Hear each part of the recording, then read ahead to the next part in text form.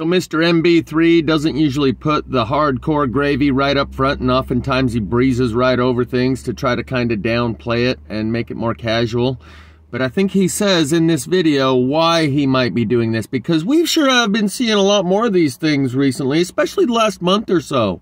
He is part of the gradual incremental increase, disclosure by a process of exposure to those of us that have our eyes open in order to prepare us for what's about to happen, what everyone's going to see. Notice way off in the distance, the triangle. I'm going to show you the clip of the video here in just a second, but notice how the triangle cloud also has a perfect cutout, like it was extracted like a cookie cutter, a cloud cookie cutter, chopped out this triangle cloud and lowered it, and you can see the perfect gap. So there's actually two triangles there.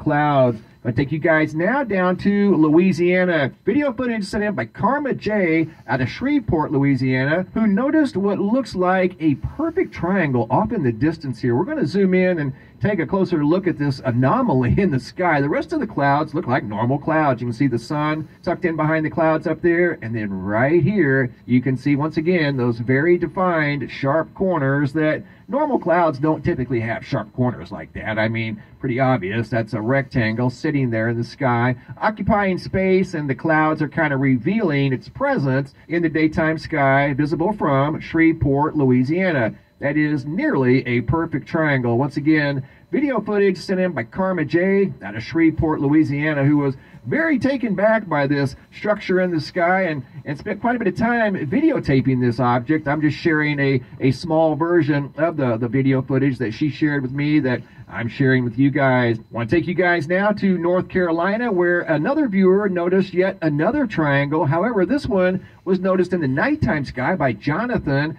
out of North Carolina on the night of September the 9th. And he too noticed what looked like a triangle in the clouds above North Carolina. The first one we just saw was above Shreveport, Louisiana. You might have noticed he called that triangle a rectangle. It's because just before he was showing you a rectangle in the sky. So the second triangle that he shows at night isn't as easy to see, so I just skipped over that. You can watch the original linked in the description. But that means there's two that he showed you in one video. It's not just a one-off anomaly. He's showing them on a regular basis, and he says so in this following video where he's showing you a rectangle. That we're seeing these things more often, especially like in the last month or so. He is part of the disclosure process. Now up to Denmark. This video footage was sent in by the Piz girl from Denmark, who noticed a rectangle, very obvious rectangle, hanging in the daytime sky underneath a bank of what looked like natural clouds. But she couldn't help but notice the 90-degree angles here and here on opposite ends of what looks like a rectangle in the daytime sky. And that's what compelled her to take this video, not the normal looking clouds. That's why she spanned over here to the left and then over here to the right. The rest of the clouds look normal except for what looks like a rectangle in the daytime sky. And we've been seeing these here recently, especially in the last month. Here's a enhanced version of the same video. Basically, light is dark and dark is light. You can clearly see what looks like a rectangle. Just looks out of place, doesn't fit in. So either she's filming this thing from within a swarm of bugs, or it's those black dot craft that I've filmed multiple times that Deadeye Customs refers to as cloud tenders, but you can see these little black dots swarming all over. If I hadn't seen so many of these cloud tenders on so many different occasions, I would just say they're bugs. But knowing what I know, there's a good chance that they're not bugs. Notice the little black dots swarming around, bobbing all over. This girl from Denmark who noticed a rectangle, very obvious rectangle, hanging in the daytime sky underneath a bank of what looked like natural clouds. But she couldn't help but notice the 90-degree angles here and here on opposite ends of what looks like a rectangle in the daytime sky. And that's what compelled her to take this video, not the normal looking clouds. That's why she spanned over here to the left and then over here to the right. The rest of the clouds look normal except for... It looks almost like Mr. MB3 is zipping his cursor all across the screen to kind of try and throw some camouflage over the situation with his cursor, binging it right and left and up and down and all over. If he wasn't doing that, more people would catch the little black dots floating all around and ask, what are those? Are those just bugs? To most people, it's just bugs, like Carlos Castaneda and Don Juan. Wind is all you felt because wind is all you know, and bugs are all most people will see because bugs are all they know. But because I know of these little black dot craft, I see something besides bugs. There's a good chance those aren't just bugs. Today we have Against the Grain putting out a video where this is his thumbnail.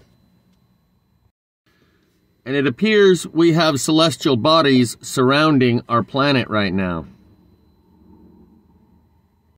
I'll leave the link in the description for Against the Grain. He's kind of fun to listen to because he's Croatian, I think. He's in Croatia. And this was put out 11 days ago by Final Days.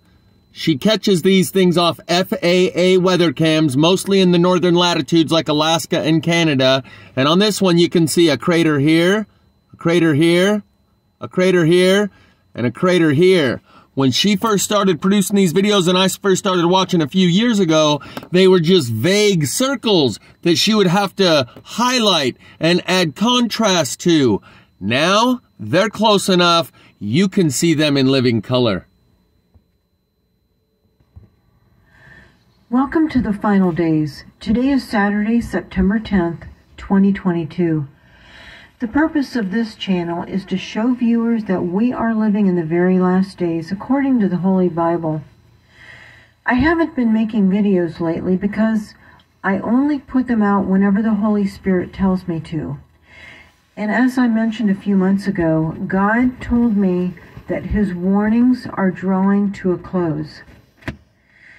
I'm happy to say that the Lord has completely restored my health and strength.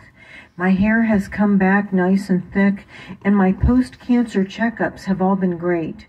This is truly an amazing miracle of God, because I was at a point last year where I only had 2 weeks left. So God is still in the business of doing miracles. Later in this video, I will share an open vision the Lord gave to me as an encouragement to those of us who are watching and waiting for Him in these last days. The image you are seeing here, it was very slightly edited so that the craters would show up on the thumbnail. In just a minute, you'll see it exactly as it came off the FAA weather camera from the west-facing weather camera located in Thorn Bay, Alaska. All of the images in this video were taken just a couple months ago. Our first video was captured by the west-facing weather camera in Chilkat, Alaska. Now, we've seen this same object before. We know this cannot be a lens flare of the sun for several reasons. The most obvious reason is its fast rotation. Our sun only rotates once every 27 Earth days. This is just one of many biblical signs that we are living in the very last days. In the Bible's book of Luke, chapter 21, verse 25, Jesus tells us that we will see signs in the sky when the end of the age is near. Untold trillions have been spent on the technology to hide this inbound planetary system, pieces and parts of which we are seeing in these FAA cameras. Why all the secrecy? The enemies of Christ do not want you to know how close to the end we are, and the enemies of Christ do not want you to turn your life over to Jesus before your time runs out. Instructions are at the end of this video telling you how to accept Jesus into your life. These images came from the west-facing camera in Chilkat, Alaska. We know this cannot be a lens flare of the sun because in the second frame the celestial object is behind the clouds. It's impossible for a lens flare to go behind clouds or other objects in a photo or video. As we go through today's images, you will see that there are many different objects close to the Earth. This is perhaps the biggest reason for the dramatic increase in earthquakes and volcanic activity, and also the severe weather occurring all over the world. These objects all have gravitational effects on anything they are close to. That's simply the scientific nature of any object with mass. Here's a completely different celestial object. We know this one can't be a lens flare of the sun, once again because of its fast rotation, which is very easy to see here with the line of craters going around its entire sphere. What's really interesting is that these huge gaping craters all seem to be in a kind of a line. Usually craters are sort of randomly all over a celestial object, but these seem to be in a line. This inbound planetary system will help to bring the world to the biblically foretold end of the age. All this is actually good news because Jesus promises us in his written word that his faithful followers are not appointed to God's wrath. We will be protected from the wrath that will rain down upon this world full of sin and abominations. The New King James Version of Luke chapter 21 verse 36 reads, "Watch therefore and pray always that you may be counted worthy to escape all these things that will come to pass." Jesus is referring to God's wrath. He is saying that those who are counted worthy will escape all of God's wrath. To be counted worthy, we must be living in holiness. A link in the description box below discusses what holiness is and how to achieve it. Here's the very same object we just viewed, and this one's from the north-facing camera in Taslina, Tulsona, Alaska. Now look closely to see the same gaping craters that we just observed in the previous video, which came from Thorn Bay. I didn't even try to use contrast on any of these images because there are just too many clouds in the way, which really ruin the contrast. The color of this object shows up better in these images, and as you can see, it has kind of a reddish cast. Notice the jet in these images, which always seems to follow these celestial objects. This jet works with the concealment equipment to try and hide these objects. We've seen this jet in thousands and thousands of these images. The jet works with the equipment that attempts to prevent this object from becoming illuminated by the sunlight, thus causing it to become dramatically visible. Here we see a fast rotating, different object from the southwest facing camera at Skagway, Alaska. Once again, we see the jet that works to conceal these from public view as much as possible. Back when I allowed comments, I was contacted by more than one pilot telling me that what I was showing in these videos was absolutely out there. They told me that they see these things all the time, but that they have signed secrecy agreements that prohibit them from discussing any of this with anyone. He said that they can be court-martialed for divulging any of what they see, any of the... Under the InfraGard, a private sector, public sector partnership that was developed after 9/11, where the government would step in and insert agents into all areas of life to protect the infrastructure. That means your water supply, your food supply, your electricity, the airlines, all of the infrastructure now has government agents working with the people who run those private companies to guard the infrastructure. And then that person feels like they're now a secret agent, man. They just got to sign a non-disclosure agreement, and now they're part of the InfraGard. Those pilots are part of that InfraGard, and therefore liable to be court-martialed if they violate the non-disclosure agreement tenets of that agreement. These objects above the earth.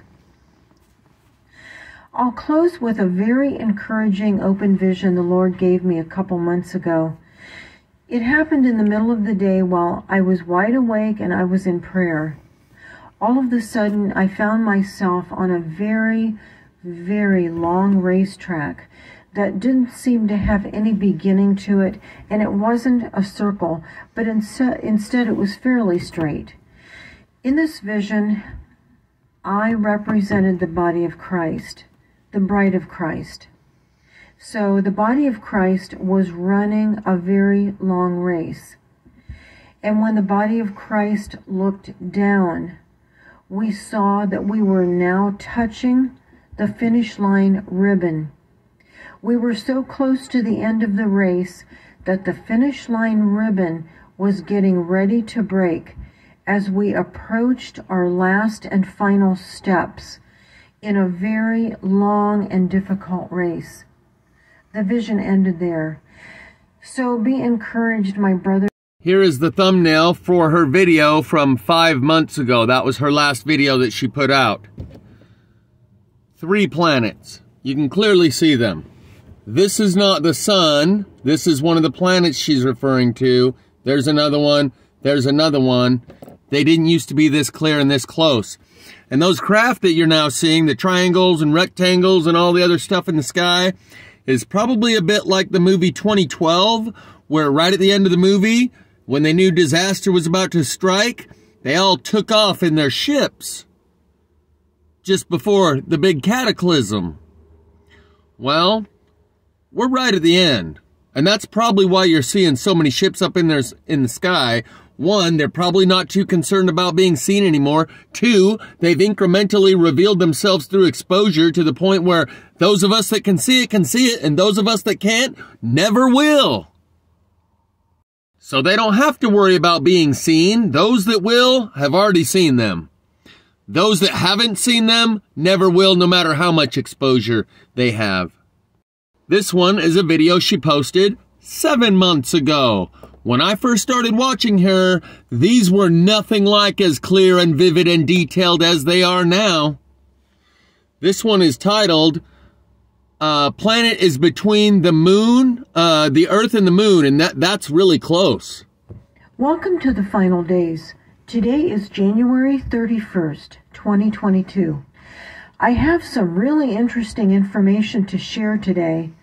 We will be seeing visual proof that this object you are seeing in this picture is between the moon and the earth. Now that is very, very close. Close enough to disrupt weather, tectonic plates, volcanism, and other vital systems that keep our earth. But today on Against the Grain, where he's showing you many of these spheres that he's spotting floating around in our atmosphere, he said that if the science was the way they taught us, they told us there would be great upheavals if ever anything even came into our solar system. And clearly that's not the case. We may be seeing an uptick in weather anomalies and volcanoes and earthquakes, but nothing like what we were told would happen if these planets come into our system.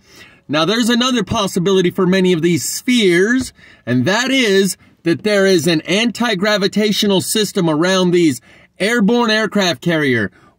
They already came out and acknowledged they have plans to create an airborne aircraft carrier. That means they've already got them in service. And to put an anti-gravitational sphere around a ship to make it float would also give you the ability to bend light around that ship and have them hovering right above your head without even being seen. There is plexiglass, invisible shields that show how this technology works.